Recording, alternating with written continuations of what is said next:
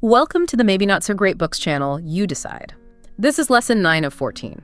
Millennials were supposed to save the world. What happened? From The Fourth Turning. Generational Theory Across 3 Decades by Neil Howe and William Strauss. In 1997, you were told your generation would save the world. You would be heroes, team players who rebuilt America's institutions from the ground up. Instead, you got student debt, a housing crisis, and a pandemic. What went wrong with the prediction and with the theory behind it? It's arguably one of the most fascinating sociological mysteries of our modern era. Totally. Because today our mission is to take this massive deep dive into the Strauss-Howe generational theory.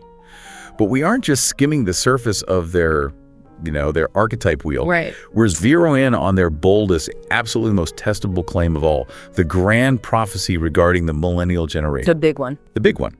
And we're looking at a body of work that spans over 3 decades here. So we have their foundational 1991 book, Generations, which kind of introduced the framework. Then we have the blockbuster 1997 prophecy, The Fourth Turning, which, that really captured the public imagination. Oh, it was everywhere. It was. And finally, we have the 2023 retrofit, The Fourth Turning is Here, where the surviving author attempts to reconcile the prediction with reality. And alongside those primary texts, we are bringing in heavy academic critiques, deep demographic research reports, and actual historical data to stress test these claims. I am so ready for this, because this goes way beyond just an abstract academic debate. Oh, absolutely. What we're really pulling apart today is how an entire generation of human beings was handed a script they never auditioned for. Right. We're looking at what happens when lived reality just flat out refuses to follow a best-selling narrative, and how hard people will try to force the puzzle pieces to fit anyway. Yeah, and we really need to establish right from the jump that this narrative wasn't just some fringe pop psychology fad. No, not at all. This framework was adopted at the absolute highest levels of corporate strategy, military planning, political consulting. We are talking about a structural paradigm that literally shaped how the machinery of society viewed, marketed to, and managed a cohort of roughly 80 million people. Okay, so let's unpack this. I want to start with the core mystery, the hook that makes this whole thing so compelling, because it's almost comical when you look back at it from where we sit today. It really is. In 1997, William Strauss and Neil Howe made a very specific, confident prediction. They didn't say millennials would just be nice kids. They predicted they would be, and this is a direct concept from the era Power Rangers. Yes, that is the exact cultural touchstone they evoked. It's so funny to think about now. I know. But they predicted a generation of hyper-civic, rule-following, team-oriented young people.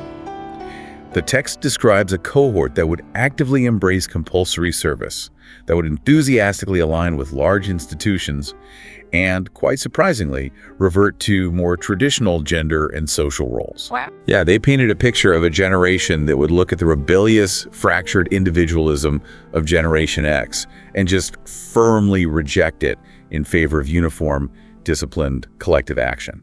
I read that section of the 1997 book, and it's jarring. It really is. But before we get into the reasons why it failed, how did the authors justify making such a wildly specific claim about a group of people who were, at that time, mostly literal children? Well, they based it on the perceived pendulum swing of their historical cycle. So in the 1990s, Strauss and Howell looked at the increasing focus on child safety. Right, like the baby on board signs. Yes, baby on board signs. Exactly. The V-chip in televisions, the rise of standardized testing, heavily scheduled play dates. This whole helicopter parenting thing starting up. Precisely. And they labeled millennials the most watched over generation in memory. Okay. From that observation of childhood management, they confidently assured readers that these kids would not grow up to be alienated loners. Instead, they would be a unified institution-building force, a civic army in waiting. But hold on. Look out the window today. Right. Does the millennial generation, as they actually grew up and entered their 30s and 40s, look anything like a unified army of institution-building, rule-following Power Rangers to you? Sociologically speaking, absolutely not. Not even close. The data tells a completely different story, one of profound institutional distrust, economic precarity, and deep ideological fracturing. Yeah. And that brings us to the provocative question for you, the listener, to keep in mind for this entire deep dive. Yeah. How did a theory that reached the highest echelons of government, a theory endorsed by vice presidents and later embraced by White House chief strategists across different administrations. How did it get an entire generation so fundamentally structurally wrong? I know we're going to get into the deep mechanics of their historical wheel in a minute, but you mentioned in your notes a specific detail about how they gathered their data for this prophecy. I want to drop that teaser right now just to show the listener how wild this foundation really is. Where did they actually get the survey data that defined 80 million millennials? The foundational profile, the sweeping, definitive characterization of the millennial generation that fueled decades of consulting work, was substantially based on surveys of roughly 600 teenagers. 600? 600. Specifically, 600 high school seniors from Fairfax County, Virginia. Fairfax County, Virginia. Just to be clear for everyone, that is not exactly a random representative sample of the American experience, is it? Not in the slightest. Fairfax County is consistently ranked as one of the wealthiest, most highly educated counties in the entire United States. Yeah, it's right outside D.C. Exactly. It sits right across the Potomac from Washington, D.C. In the late 1990s, when these surveys were conducted, it was a booming, profoundly affluent suburban bubble filled with the children of diplomats, defense contractors, and high-level government bureaucrats. So they took the attitudes of 600 affluent teenagers living in one of the richest ZIP codes in the country during the peak of the 1990s economic boom, and they projected that onto tens of millions of diverse kids nationwide who were about to graduate into the worst financial collapse in 80 years. That is precisely what happened. That's insane. It is a methodological leap of breathtaking proportions, and we're going to explore exactly why that broke the theory. But to understand how intelligent people could make that kind of leap, we really have to start with the core concept.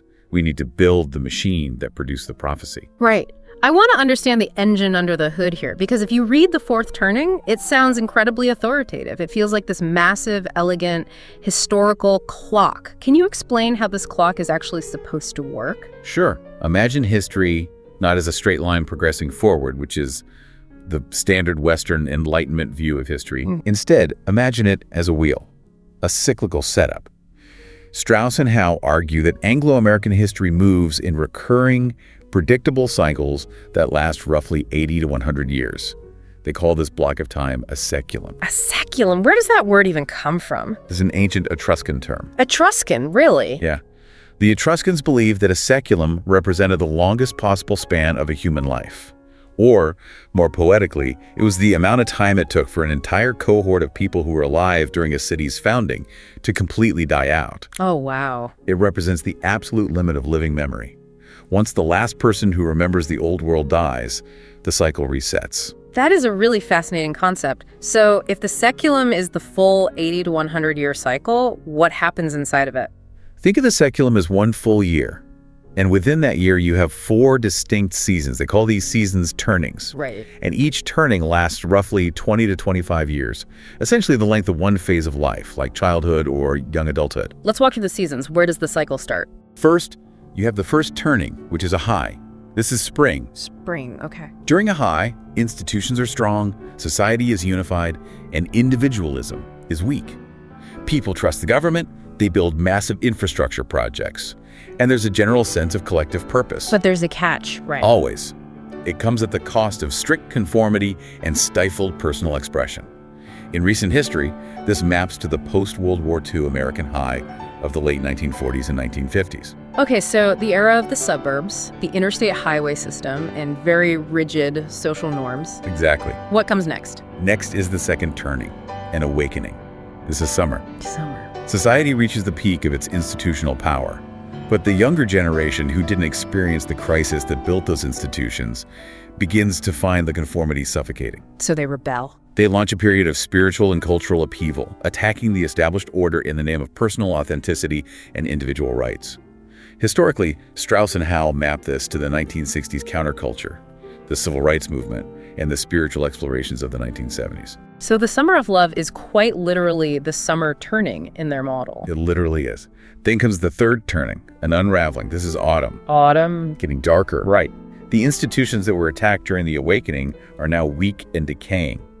Individualism is incredibly strong, trust in authority plummets, and the culture fragments into competing tribal camps. I feel like I recognize this. Oh, you do. People retreat into private enclaves. The economy might be booming, but the social fabric is frayed. This maps to the culture wars of the 1980s and the cynical, hyper-individualistic 1990s. Which brings us to the fourth turning, winter. Yes, the fourth turning is the crisis, winter. Society's institutional life is entirely destroyed and rebuilt in response to a massive existential threat. Civic authority revives, cultural expression redirects toward community purpose, and people locate themselves as members of a larger group. The Megazord phase. Exactly. The old order dies, and a new one is forged in fire. Historically, they point to the American Revolution, the Civil War, and the twin crises of the Great Depression and World War II as the previous fourth turnings. And the deterministic, almost fatalistic part of this theory is that winter must come. It has to. You cannot skip a turning. Just like you can't go from autumn straight back to spring, society has to go through the crucible of the crisis to clear the brush and start the cycle over. That is the core driver of the theory. Now, to navigate these 4 seasons, history supposedly produces 4 recurring generational archetypes. Okay. Your birth year, and specifically the season in which you are born, completely dictates your generational role. It's a fixed, repeating sequence: prophet, nomad, hero, and artist.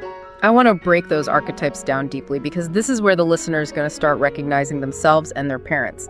Let's start with the prophets. Prophets are born during the high, the spring. They grow up as indulged, celebrated children. In an era of strong institutions, they come of age attacking those institutions during the awakening. They are the young radicals. Right. Then they age into narcissistic, principled, and highly moralistic elders who oversee the next crisis. In the current cycle, the prophet archetype is the baby boomer generation. It's the classic boomer trajectory. From protesting at Woodstock in their 20s to becoming the aggressive corporate raiders of the 1980s to currently holding on to political power in Congress as septuagenarians driving ideological purity tests. Precisely. Next, you have the nomads, born during the awakening, the summer. The summer kids. They grow up as underprotected, neglected latchkey kids because the adults are too busy with their spiritual and cultural upheavals to focus on parenting. They come of age during the unraveling as alienated, pragmatic young adults. Okay. They eventually become the resilient, exhausted, practical midlifers who have to manage the logistics of the crisis. That is Generation X. The generation of grunge music, John Hughes movies, and a deep, cynical pragmatism.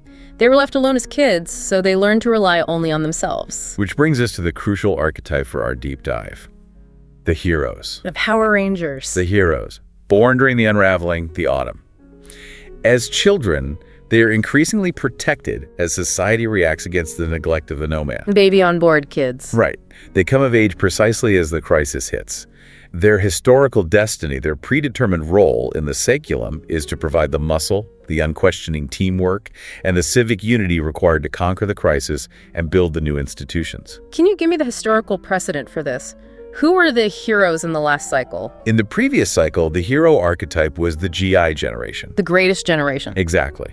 These were the kids who suffered through the Great Depression, marched in disciplined, uniform formation to win World War II, and then came home, utilized the GI Bill, and built the post-war middle class. They were the ultimate civic builders. And according to Strauss and Howe, in the current cycle, the generation slated by the clock to be the new heroes are the millennials. Yes. Wow. And just complete the wheel real quick, the fourth archetype is the artist, born during the crisis itself. They grow up overprotected in a dangerous world, come of age during the new high, and become process-oriented, sensitive conformists who provide the culture's expertise but lack bold leadership. Who is that today? In the last cycle, this was the silent generation. In our current cycle, it is Gen Z, whom the authors call the Homelanders.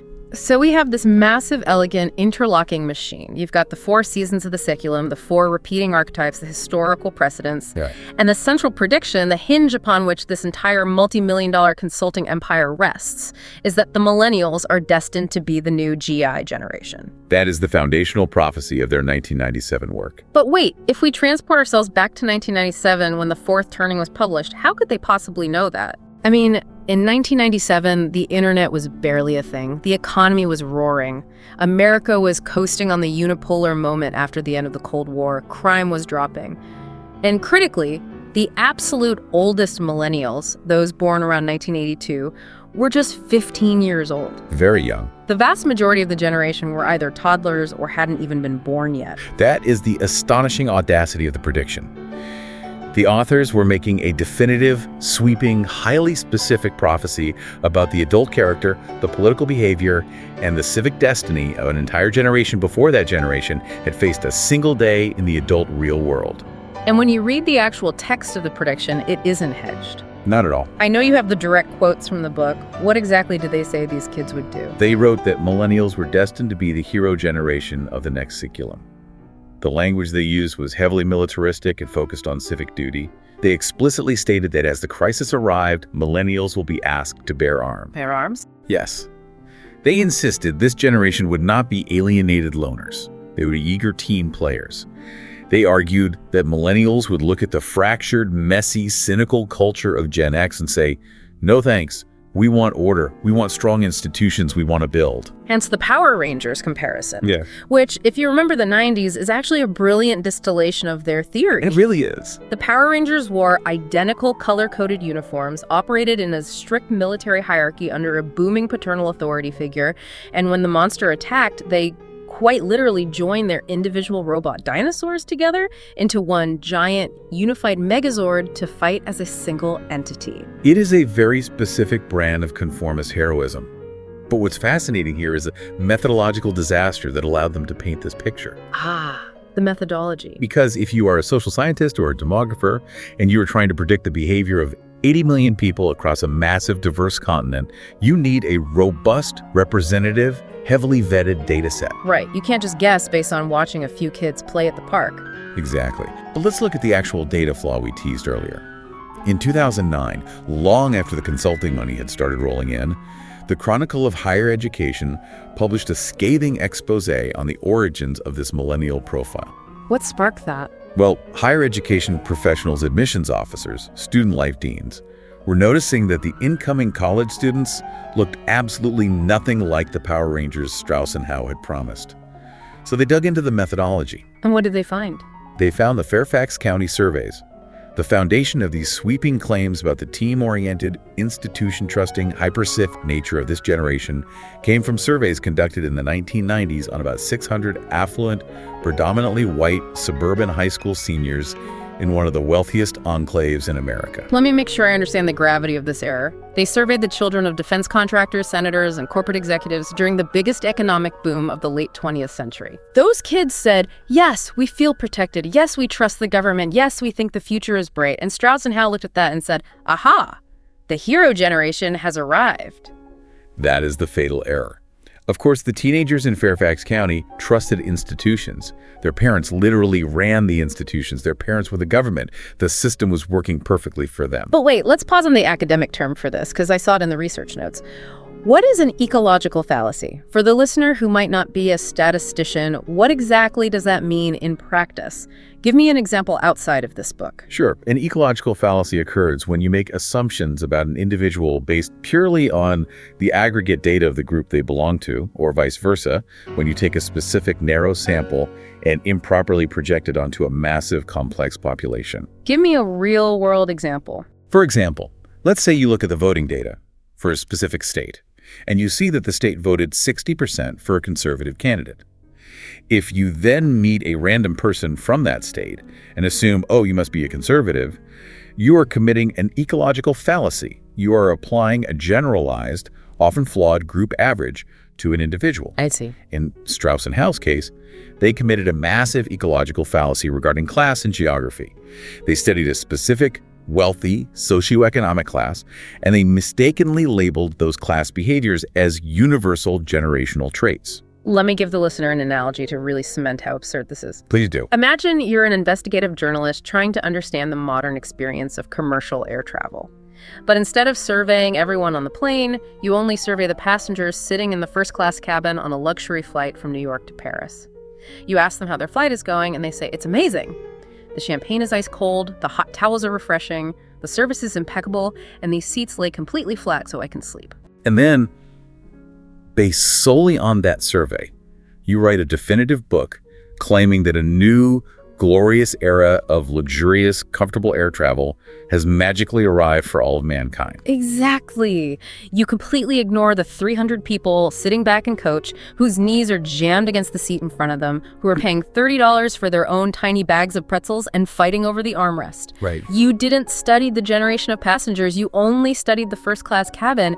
That is exactly what Strauss and Howe did with millennials.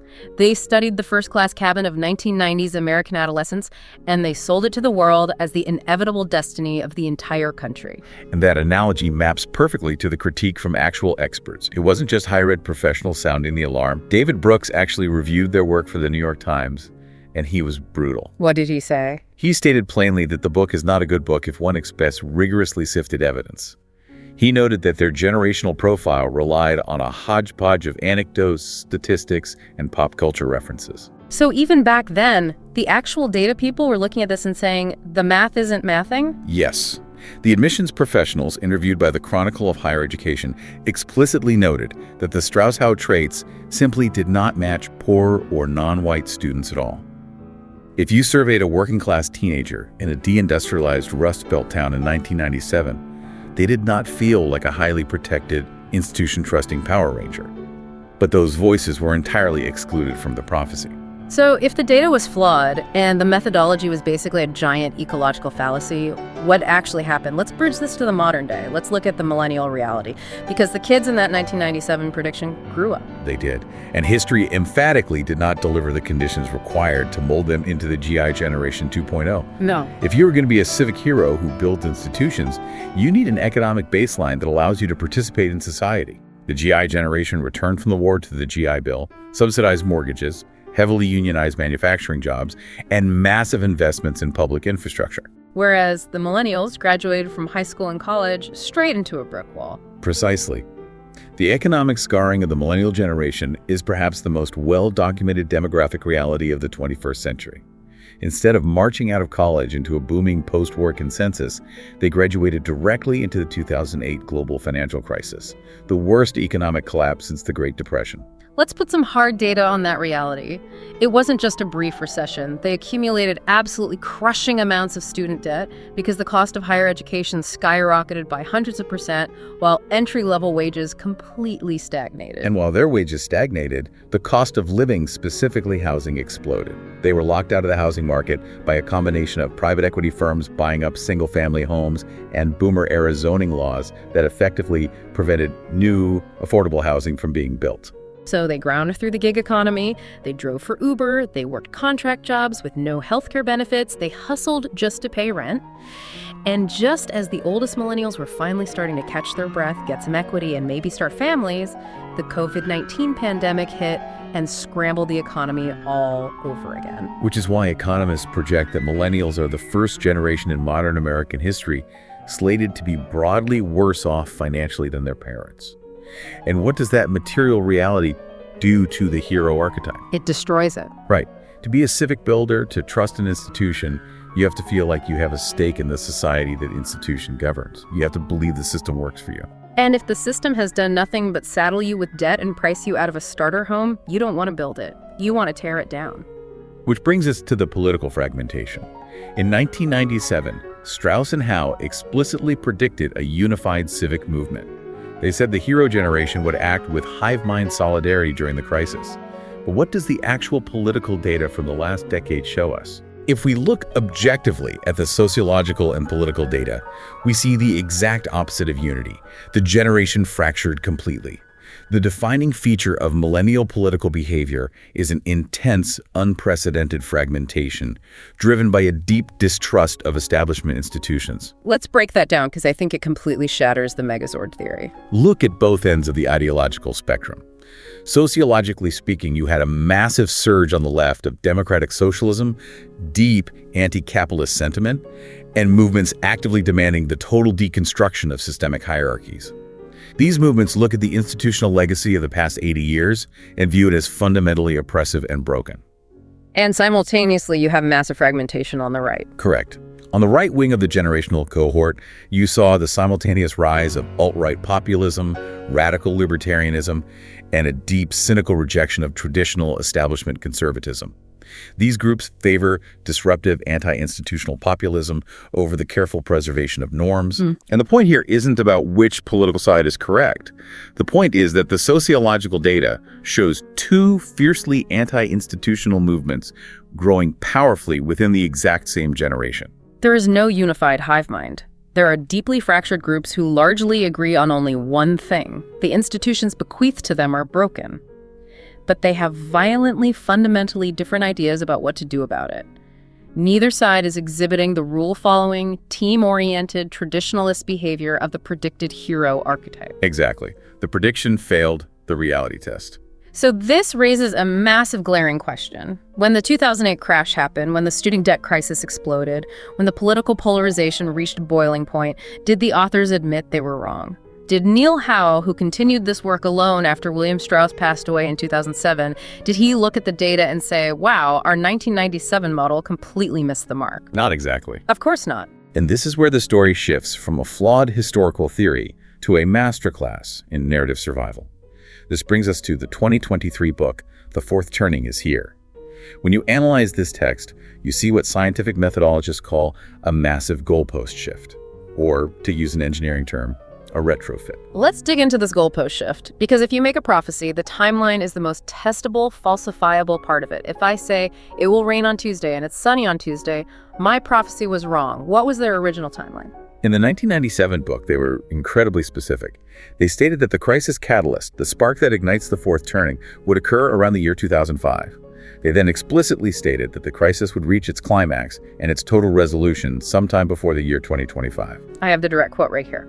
Sometime before the year 2025, America will pass through a great gate in history. That is unequivocal. Before 2025. But then we get to the 2023 book. Neil Howe is writing this as the year 2025 is rapidly approaching, and clearly the great institutional resolution has not occurred. The society is more fractured than ever. So how does he handle the failed timeline? He changes it. He quietly revises it. He shifts the catalyst event from 2005 to the 2008 financial crisis.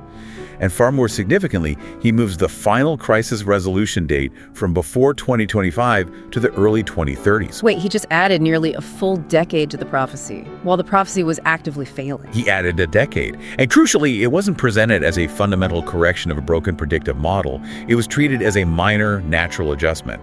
He writes in the new book, only when this collective rite of passage is complete, sometime in the mid-2030s, will Americans be able to assess exactly where the cataracts have taken them. That is incredible logic. If I predict a horse is going to finish a race in exactly 2 minutes, and 2 minutes passes and the horse is still running around the track, I don't get to claim I am a brilliant handicapper by just picking up the finish line and moving it further down the track while the race is happening. It is the definition of an unfalsifiable theory.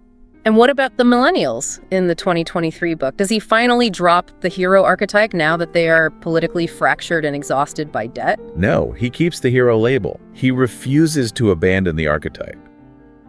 But he heavily softens the confidence of the description. He is forced to acknowledge the economic precarity, the delayed milestones, the deep frustration of the generation. So he pivots. How so? Instead of saying they will be martial, uniform-wearing civic builders, the narrative becomes, well, they have deep communitarian impulses, but they've been tragically frustrated by a bad economy, so they haven't been able to show their heroism yet. He keeps the branding, but he completely changes the definition of what the brand actually means in practice. Exactly.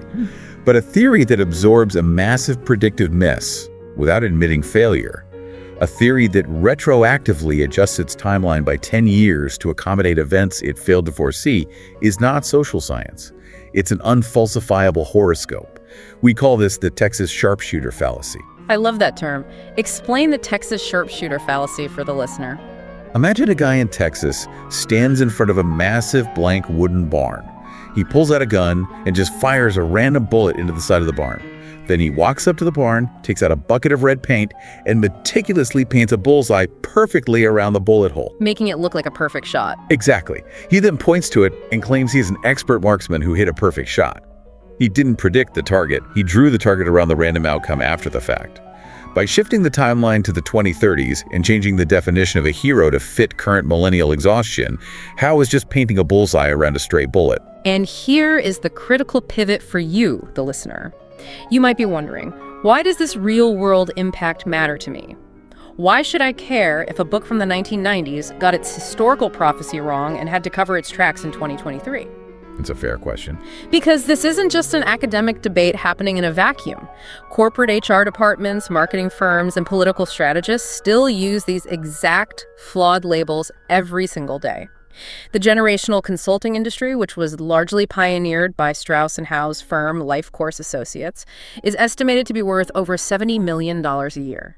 They are selling a multi-million-dollar myth based on a statistically invalid survey of wealthy teenagers from 30 years ago. You are being actively marketed to, you're being managed at your job, and you're being stereotyped by politicians based on what amounts to corporate astrology. When Strauss and Howe published their profiles, Life Course Associates took the Fairfax County Power Ranger data and sold consulting packages to Nike, Viacom, Ford, Disney, the U.S. Army, and the U.S. Marine Corps.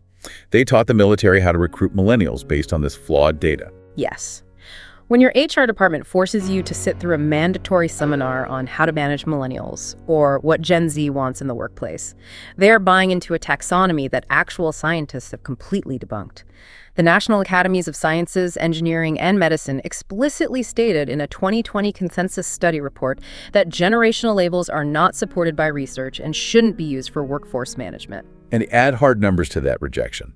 In 2021, over 150 leading demographers and social scientists wrote an open letter urging the Pew Research Center, the gold standard of polling, to stop using generational labels entirely. And did they? Their argument was that the labels obscure the real drivers of behavior, and Pew listened. They largely abandoned generational framing in 2023, precisely because their data showed that an individual's income level, education, and geography were vastly stronger predictors of their political and social behavior than the arbitrary year they were born. The actual rigorous scientists have walked away from this framework, but the consultants haven't, because the consultants are making bank. You don't walk away from a $70 million industry just because the sociologists tell you your underlying data is an ecological fallacy. This raises an incredibly important question, though. We've talked about the bad timeline, the shifted goalposts, and the flawed Fairfax County survey. But if we dig even deeper into the sociology, where exactly does this theory break down the hardest? There is an edge case, a massive systemic blind spot in the model, where the entire generational theory fundamentally collapses. The limitation of the theory, the asterisk that ruins the equation. It's diversity and erasure. The entire Strauss-Howe framework requires you to believe a profoundly flawed premise. The grouping millions of people by their birth year is the single most important variable in predicting their worldview. It requires you to believe that the year you were born magically erases the impact of race, class, gender, and geography. Let me put a really fine point on this because it highlights how absurd the premise is. The theory insists that a black millennial born into systemic poverty in rural Alabama in 1988 and a wealthy white millennial born to defense contractors in the Fairfax County suburbs in 1988 supposedly share a fundamental unifying peer personality simply because their birth certificates have the same year on them. The model assumes they share an underlying generational destiny that completely overrides the fact that they experience the reality of America in radically violently different ways. Now, why did Strauss and Howell think they could get away with this assumption? Why? Because they based their historical model on the GI generation. In the 1930s and 40s, America was highly segregated, and the mainstream media and institutional narratives were almost entirely controlled by and focused on white middle-class experiences. It was easier to project a singular unified narrative onto the GI generation because minority voices were systematically excluded from the historical record. But millennials were, at the time they came of age, the most racially and economically diverse generation in American history. You cannot apply a monolithic 1940s-style unified narrative to a hyper-diverse 21st century population. You absolutely cannot. Sociologist Siva Vaidyanathan from the University of Virginia was brutal about this in his critiques. He called generational thinking just a benign form of bigotry.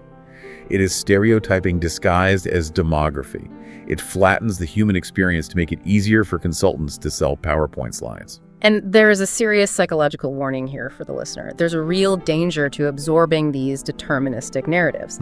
If you read a book like this and you internalize the theory, if you really buy into the idea that you, by virtue of being a millennial, are a historical hero whose cosmic destiny is to save the world and rebuild the institutions, what happens to your mental health when you are 35 years old and you can't even save enough money to buy a 2-bedroom condo? You experience a profound, paralyzing cognitive dissonance.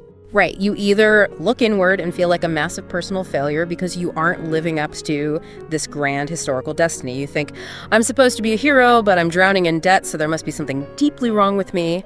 Or you flip to the opposite extreme. You adopt a fatalistic, we are destined to be screwed mindset. You think, well, the 80-year winter is here, the institutions are decaying, and the cycle says there's nothing I can do until the crisis climax in the 2030s. Both of those extremes rob you of your individual agency. What stands out to you, the listener, about this? When you look at your own life, your own struggles and triumphs, do you honestly feel guided by a mystical 80-year Etruscan clock? Or do you feel the heavy, tangible weight of structural economic forces? It's the economy. It's always the economy. It is structural economic reality. The housing shortages, the wage stagnation, the financialization of the global economy, the crushing cost of privatized childcare, the erosion of antitrust laws leading to corporate monopolies. These tangible legislative and economic realities dictate human outcomes vastly more than an ancient Siculum cycle. Exactly. If you can't buy a house, it's not because you happen to be stuck in the winter turning of an 80-year historical cycle. It's because private equity firms like BlackRock bought the neighborhood, and your local zoning board refuses to issue permits for high-density construction. Let's blame the actual fixable material reality, not the historical horoscope. That is the most grounded way to look at it. But to be fair to the theory, and to ensure we provide a complete, rigorous picture for our listeners, we need to wrestle with a genuine, unresolved debate within sociological circles. Okay, I'm game. Let's wrestle with it. The debate is this. Is the millennial hero myth completely irrevocably dead, or is it simply delayed? Okay, I will play devil's advocate here. I will take the argument for the theory. Let's look back at the historical precedent. Let's look at the GI generation, the undisputed heroes of the last fourth turning. They didn't build the massive post-war order when they were 19-year-old kids in the trenches. They were young, disciplined soldiers during the war, sure, but they didn't really run the country, build the interstate highways, and solidify the American high until they were in their 40s and 50s. Yes, they entered the midlife management layer of society. Right. And look at where millennials are right now. We are just now entering midlife. We are stepping into middle and upper management roles. We are finally gaining significant political office. We are starting to wield real institutional power. If Neil Howe's revised 2023 timeline is right, if the current institutional crisis truly reaches its climax and resolves in the early 2030s, millennials will be in their late 40s and 50s. So they still have time. They might still be the ones leading the reconstruction. The hero archetype might not mean charging into literal battle at age 20 like a Power Ranger. It might mean doing the unglamorous work of passing zoning reform, building sustainable green infrastructure, and rewriting the broken social contract at age 45. The narrative might just be delayed by a bad economy, not dead. That is legitimately the strongest possible defense of the theory. It's the argument Neil Howe himself leans on. But let me offer the counter-argument from the skeptical sociologists. Let's hear it. If a scientific prediction made in 1997 requires us to wait 40 years to see if it eventually comes true, and the author constantly shifts the goalposts and changes the definition of the terms to accommodate behaviors that run exactly opposite to the original prediction, it's not a valid predictive model. It's the Texas sharpshooter again. You can't just keep moving the target until the bullet eventually hits it. It's exactly. Let's say millennials do eventually fix the housing crisis and rebuild institutions in their 40s and 50s. Is that because of a mystical hero archetype assigned to them by the universe at birth? Or is it simply because they are the largest demographic cohort in the workforce? And when human beings reach their 40s and 50s, they naturally accrue political power, settle down, and start fixing the structural things that annoy them. Right. It's just aging. It's just the normal, boring human life cycle. Yeah. When you have kids and a mortgage, you suddenly care a lot more about local infrastructure. If every generation eventually runs the world when they hit middle age, then calling one specific generation the designated heroes for doing exactly what middle-aged people always do is just narrative spin. It's marketing.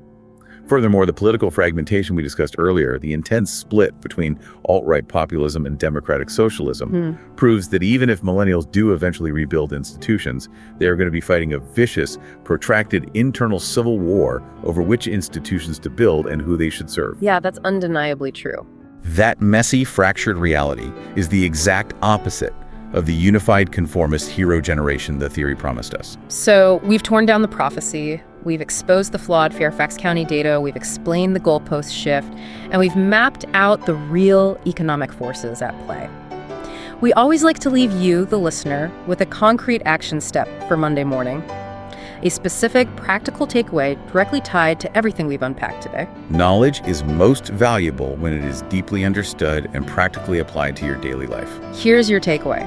The next time you sit in a meeting at work, or you read a clickbait article online, or you see a massive corporate strategy built around what millennials want or how Gen Z thinks, I want you to pause. Look past the neat packaged labels. Look at the underlying economic data. Ask yourself, are they describing a real shared material condition? Are they talking about the statistical burden of student debt? Or the crushing cost of modern childcare?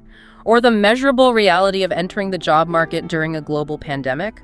Or are they applying a horoscope invented by two consultants who surveyed a bunch of rich teenagers in the 1990s? Reject the stereotype. Exactly. Reject the stereotype. Look at the material reality.